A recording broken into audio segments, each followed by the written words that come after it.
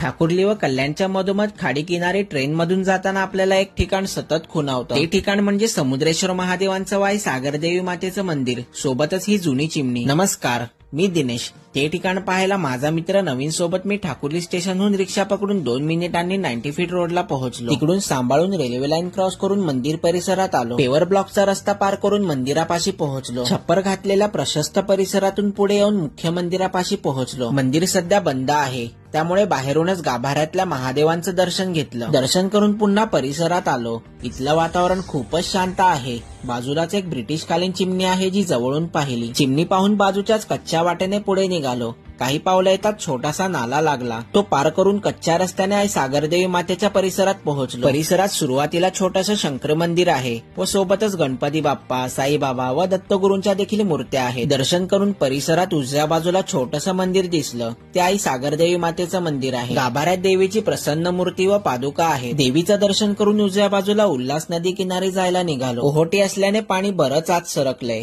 समोर दुर्गाडी किल्ला व कल्याण परिसर दिसतोय. इथूनच स्वराज्याच्या आरमार उभारणीची मुहूर्तमेढ रोवली गेलेली. त्या विचारात मी हरवून गेलो. तितक्यात सूर्यास्ताची वेळ जवळ आली व मी इथून रजा घ्यायचं ठरवलं. तुम्हाला सुद्धा माझा हा अविस्मरणीय अनुभव पाहायचा असेल तर त्याचा संपूर्ण व्हिडिओ तुम्हाला माझ्या दिनेश नवले या युट्यूब चॅनलवर पाहायला मिळेल.